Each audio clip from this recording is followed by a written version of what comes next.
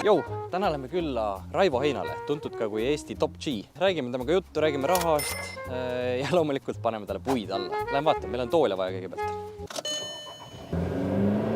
Lähme poodis. Siin on meie must mees. Tere, Valge. Tere. See on päris uhke riist ju. See on Top G-le kohane. Ja tipptundi depoos. Võtta 24 tipptundi nagu. See on maailma kõige suurem vaat. Näe, muff jõudis. No hommikust. Soovite intervjuud? Jah. Ei, praegu ei kommenteeri. Kuule, aga lase oma uut singlit siis.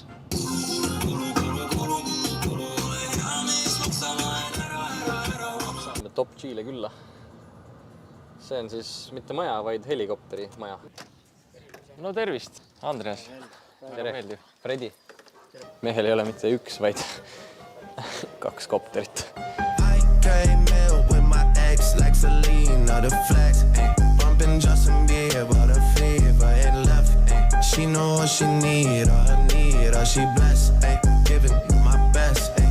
Mis tunne on olla mitte miljardär? Parem kui olla sinusugune vaene rott.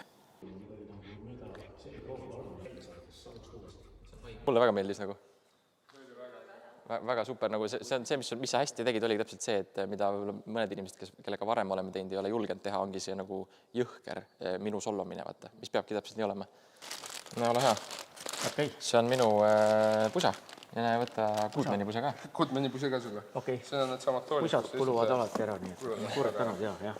Kõik saavad tegelikult alguse või väga paljud asjad saavad alguse kodust. Kuidas vanemad sind õpetavad, kuidas sinu elu suhtumist suunatakse, kuidas sind aidatakse edasi ja sinu sõbrad. Et see on vana tõde, et ütle, kes on su sõber ja ma ütlen, kes sa ise oled. Eks. Kui sa käid paadialustega koos, siis sa oled ka paadialune. Kui sa käid huntidega koos, siis sa oled hunt nagu Maugli. Aga kui sa käid tarkade inimestega, kes on omal alal üpriski edukad ja ma ei mõtle mitte rahalist edukust, vaid nad on edukad, nad on targad, siis sa saad samasuguseks. Kui te tahate olla kellegi moodi, kes teile meeldib, siis proovige hoida ennast tema lähedusse, aga ma ei mõtle mitte, et sa lähed talle külje alla ja saame sõbraks. Aga jälgige teda, vaadake, kuidas ta räägib, vaadake, kuidas ta ringi käib, vaadake, mida ta teeb, kuidas ta teeb. Ja te saate sellest kõik nagu väga palju ise kasuliks. Et see vanemate suunamine on väga tähtis, aga kui vanemad suunavad sind vaatama sellist idiootsust, mis telekast tuleb, siis see ei ole hea. Et üldse nagu jõuda kuhugile välja, kuhu te soovite jõuda, siis te peate lihtsalt kannatama.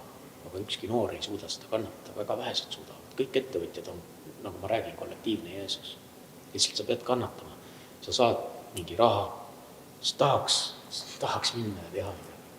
Aga siis on see ükskord tehtud ja rohkem sa ei tee. Seda raha enam ei ole, sa viita poodi. Sa pead seda investeerima, sa pead tegema teda kogu aeg investeerima. Sa pead intressid investeerima. Sa pead tegema seda elu kestvalt aastakümneid, et 40-selt, 45-selt jõuda lõpuks nii kaugele, et ma ei pea hommikul tööle minema. Et see on see kannatuse pool, mis seal on, et sa ei saa kõike seda, mida sa tahad ja noortel inimestel on nagu nii alati kõike seda vaja kohe. Aga see tuleb lihtsalt ajaga kahjuks siis, kui juba aega enam nii palju ei ole, et kui sa oled juba 60, alati on õige investeerima hakata, aga sa ei jõua enam väga kaugele, kuna sa varsti sured lihtsalt ära. Aga jällegi jah, et kui sa oled oma esimese raha teeninud, siis sa pead seda järjekindlalt investeerima ja kui sa saad sissetulekut, saate palka oma töö eest, siis te peate jagama ühe osa rahast kõrvale, mis läheb investeeringutesse. Ehk siis alati mõtle, et kui ma saan natukene vähem palka, kas ma jääksin ellu, siis jääksin ikka. Järelikult sa saad selle 200 eurot oma 1500 palgast investeerida ilma probleemida. Jätta mõni emotsiooni vastkassast tegema.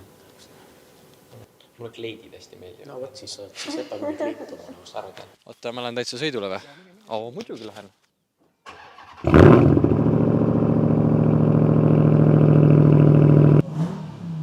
Kuulete seda või?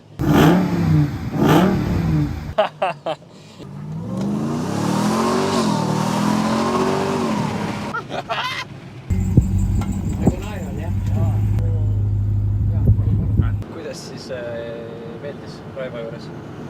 Väga meeldis. Mees on elukogenud, mees on jõukas, mees on vaba ja andis meile väga palju nõu.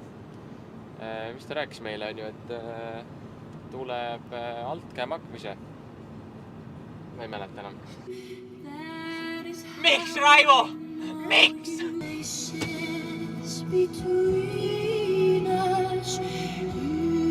Ikkagi normaalselt pinges, ikka junn oli jahe.